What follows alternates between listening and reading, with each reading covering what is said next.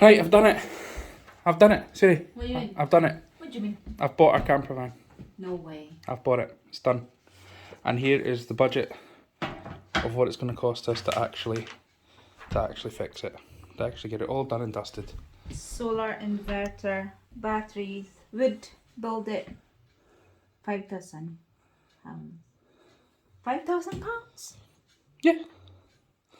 The most. You- It shouldn't even go up to 5,000. You think that would be too much? Or No, 5,000? I won't even get close to 5,000. I've done all my research. I've checked it online. I've been on YouTube. YouTube told me it'll be more than enough. told you? YouTube told me it'll be more than enough. So, yeah, 5,000 should be more than enough. Well, let's hope to keep it to that budget because we. It will. It won't. It won't even go close to that. All right. Happy with that? Yeah. All You're right. happy with it? Yeah. Cool. Cool. Thank you. Thank you.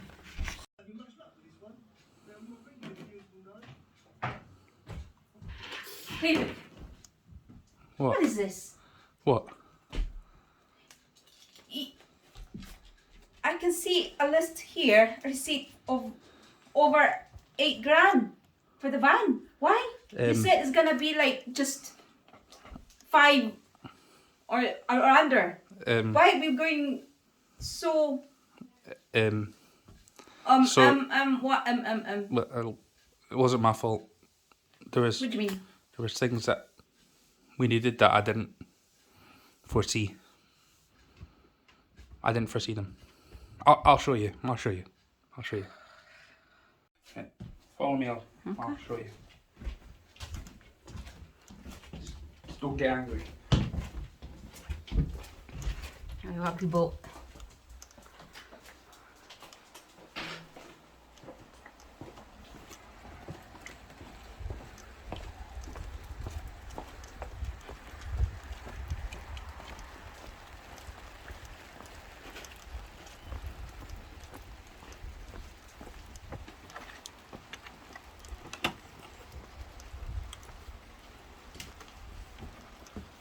So, behold my stuff.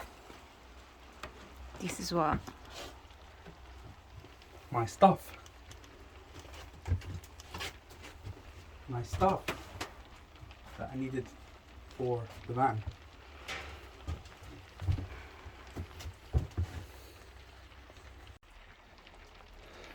So tell me, how much all this cost? Well, remember that money we'd saved up to go on our anniversary holiday to Mallorca? Yeah. How does Butland sound? Seriously, man. Hey everyone, and welcome to another video. Thank you for joining again. So today's video, we're going to be talking about certain things that we may forget when we're budgeting for our van build. So when I budgeted for our van build, it still isn't complete. I put a budget aside of around £5,000 and wanted to try and keep to that. Unfortunately, I've already gone over that, and that didn't include buying the van. The main thing one thing I noticed that I did not have, and I ended up spending a lot of money on, was tools and hardware. I thought that having a jigsaw and a drill would be more than enough, but once I started getting into the van and actually deciding how I wanted the van to come out, so how I wanted my doors to fit, how I wanted my roof vents to go in, how I wanted them all to sit, and how they started to look when I started cutting wood with just a jigsaw, wasn't what I needed. So what I'm going to show you today is what I started off with and what I ended up with within a year of doing the van. And I'll put up a picture of what the van looked like at the beginning and what it looks like now, and what tools I needed to buy to actually get the van to that standard.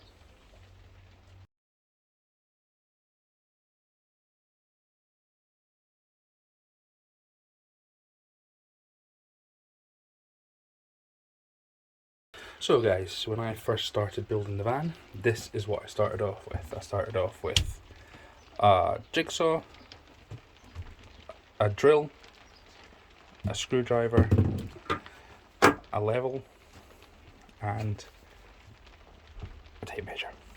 Now, these things got me so far, but I realised very, very quickly that this was not going to be enough.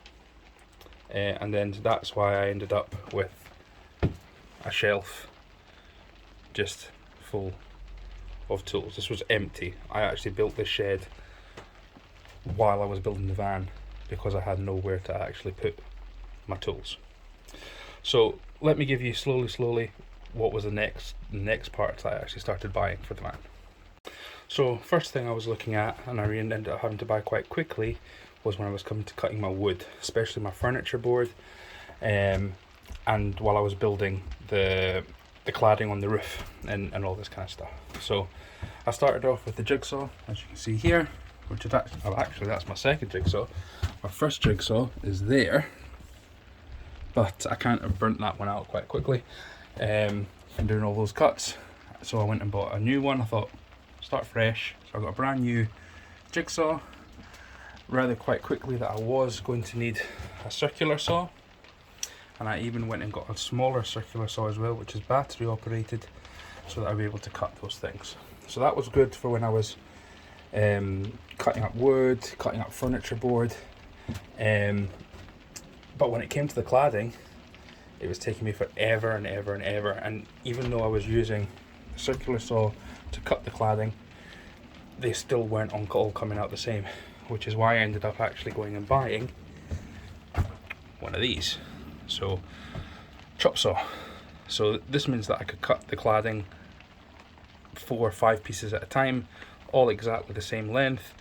I could measure them up, put them all straight on, and cut them all at the same thing, which made it so much easier and so much faster to build. In hindsight, this is just the basic chop saw. It's not a miter saw. So what this means is that the motion it does is up and down, and I can do angles on it, but I'm limited to the width of board that I can get on it, because with the miter saw you can actually pull it out and then drop it and then push it back, whereas unfortunately with what I've got here, I can only do up to the length here. But still a great tool. But on hindsight, if I could turn back time, I probably would have got the miter saw version of that. So these are the basic things that we needed for cutting wood. So the next tool that I had to buy, and I realised quite quickly, if I wanted to get that professional sort of finish, especially around the edges, rounding off edges and things like that, I was going to need a router. So I didn't have to get an expensive router, it depends on your budget, but for me I got this one. I think I got this from Aldi, I want to say.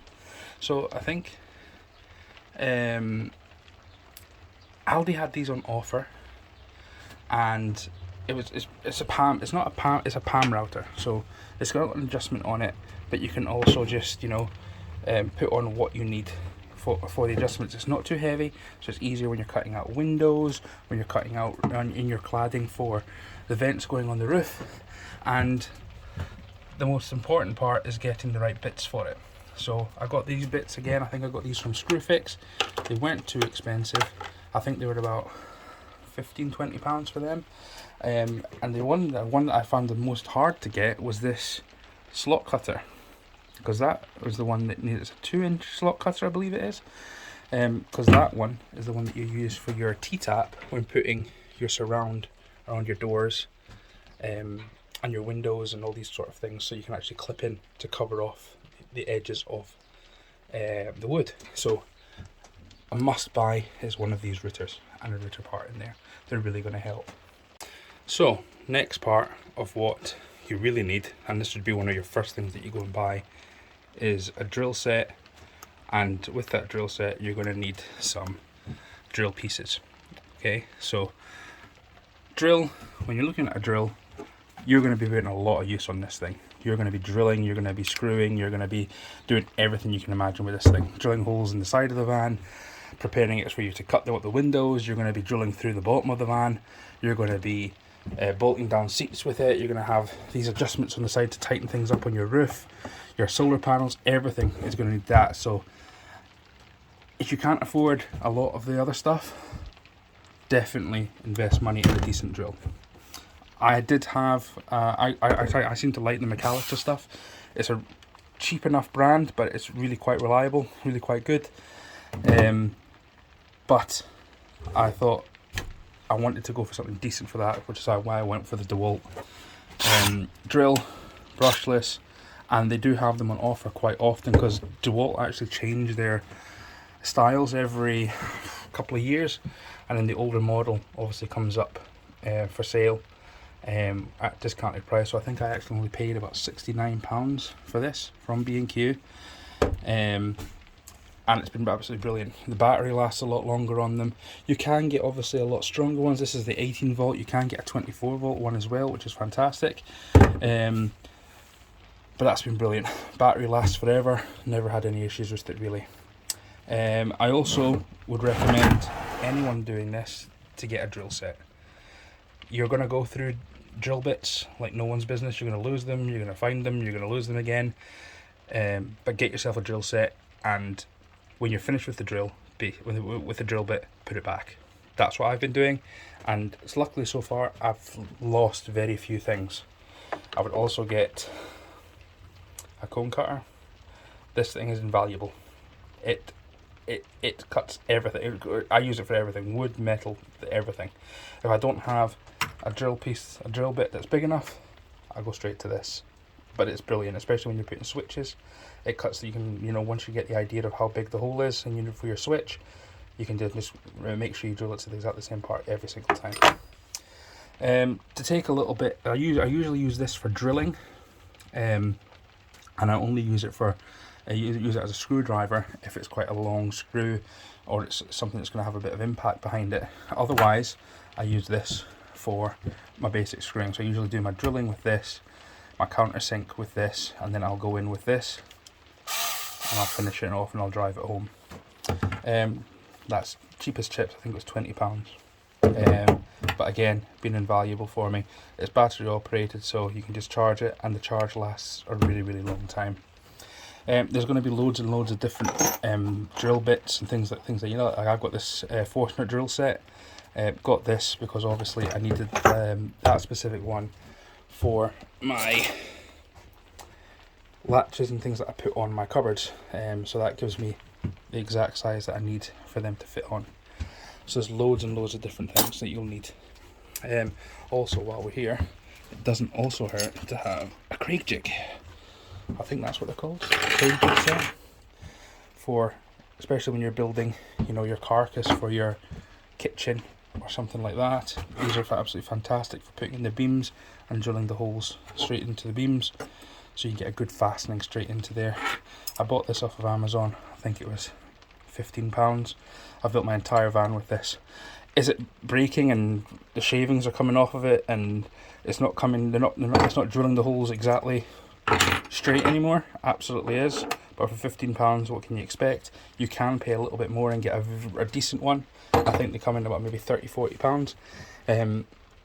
But I'm not planning on using it again, and if I do, then I probably will go and buy a more expensive one. But this thing does the job, and it's absolutely fantastic.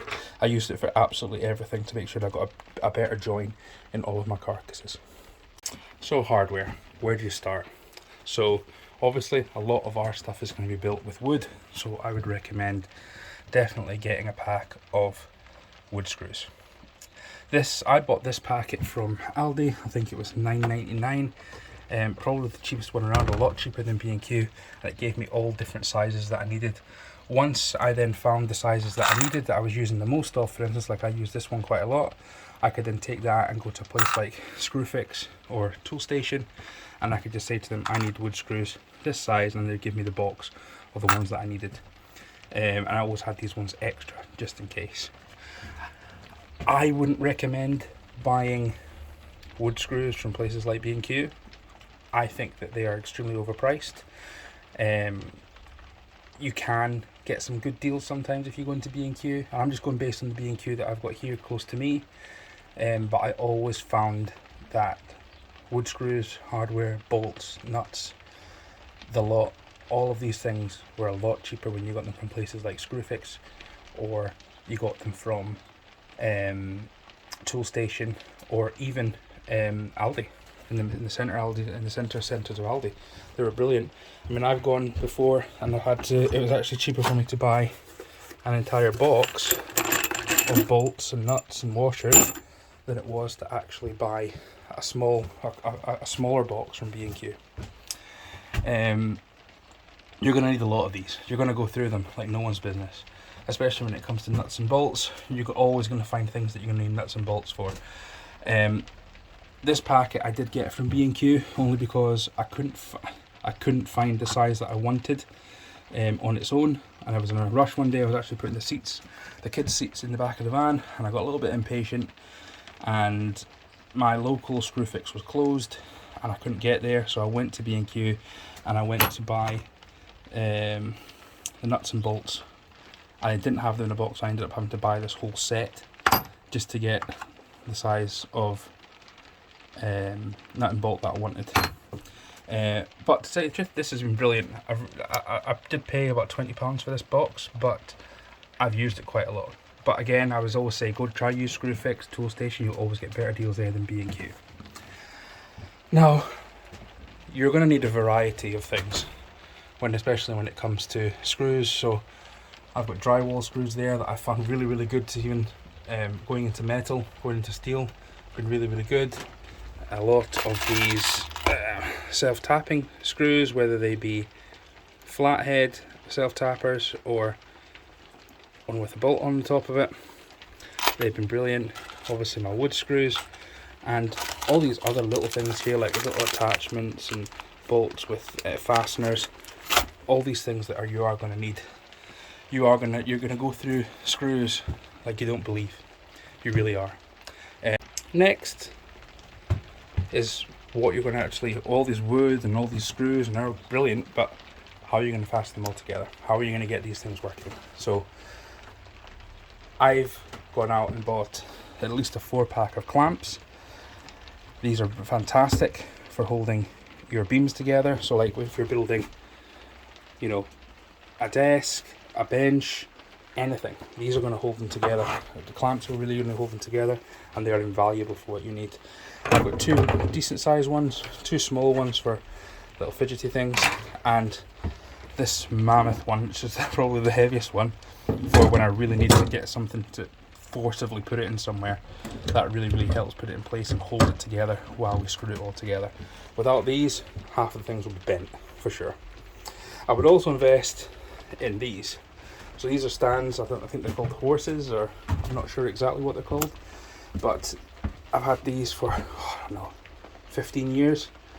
Half of the stuff I've done, I would not have been able to do it without these. You can put wood on it, you can use it when you're chopping wood, you can use it to keep your tools on it, you can put your solar panels on them, you can do absolutely anything that you think you might need on these.